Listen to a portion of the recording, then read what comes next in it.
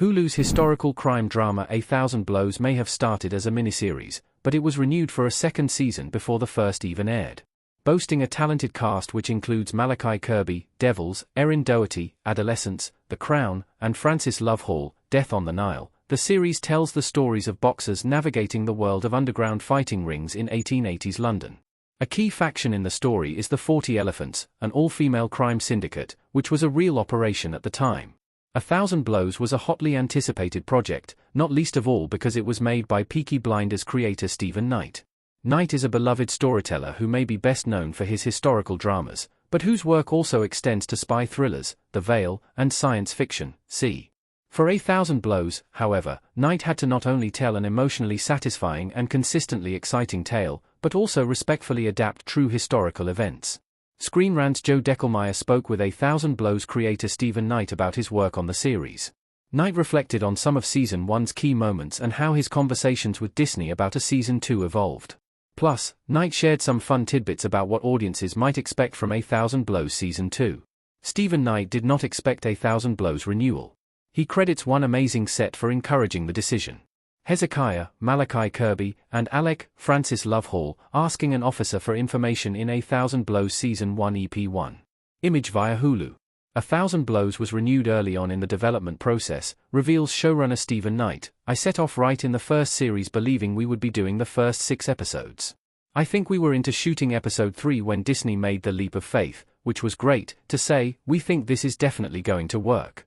Knight believes that part of the reason was the show's set. They built this incredible set on the banks of the Thames, so it's not far out of central London.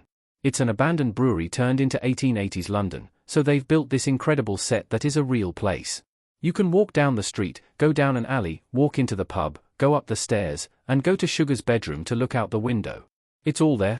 I do believe part of the renewal decision was having that amazing set. Hezekiah will have surprising Season 2 motivations. Even his thirst for revenge is not what you think. Hezekiah Moscow, Malachi Kirby, ready to box in A Thousand Blows Season 1 EP4. Image via Hulu. A Thousand Blows teased its second season with Hezekiah leveling a gun at a man and saying, "My name is Hezekiah Moscow, and today you will answer to God." When asked if Hezekiah's vengeance will focus on Indigo Jeremy, Knight responded, "It runs deeper. I don't want to give away any spoilers, but the revenge that he's talking about is quite unexpected, I hope. But it's rooted deeply in his past and in his character." The moment marks a more general change in Hezekiah as well, who has transformed significantly throughout the course of A Thousand Blows. It's not quite what the audience is expecting, Knight said about Hezekiah's shifting moral compass. There's something else going on, deeply rooted in Hezekiah's backstory, which you will see.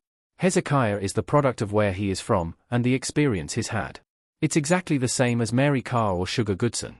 They've all had incredibly tough lives and they're incredibly tough people. I think Hezekiah, in particular, doesn't forget. Mary Carr's historical record informs her Season 2 transformation. It helped Knight build up a backstory for Mary. Mary Carr, Erin Doherty, in A Thousand Blows Season 1, Episode 3.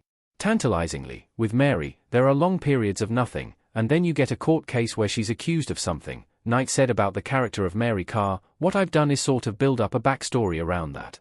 Still, the showrunner added, "She's always elusive. She's always changing." He elaborated, "She's always tough, she's always strong, and she's always got the ostrich feathers, but she's doing stuff that suggests compassion, and suggests feeling. At the beginning, I wanted to create a character that does not trust love, does not trust sympathy, and who is hard as nails, and then gradually break that down." Thanks in part to a series of betrayals kicked off by Mary's mother in the A Thousand Blows Season 1 finale, Mary will also change in another way in Season 2. "The emphasis on control takes a bit of a backseat," said Knight. "She's concerned about herself and the changes that have occurred as a consequence of meeting Hezekiah, but it's a hard world, and the world is not going to sit back and let you be melancholy and sentimental. You've got to carry on, so she has to strap those guns back on." Knight hints at Mr. Lau's A Thousand Blows Season 2 return. "We're not going to let somebody like that go."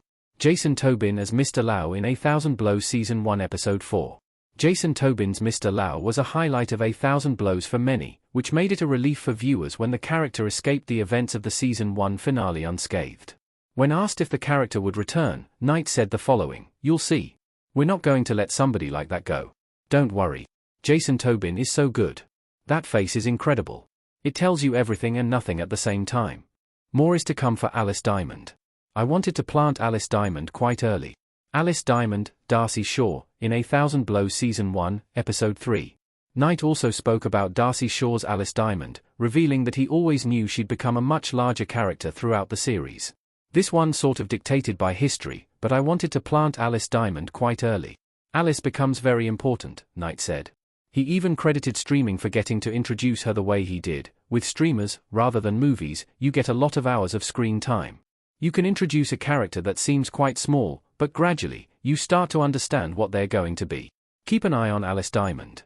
A Thousand Blows fight scenes were key to the show's storytelling.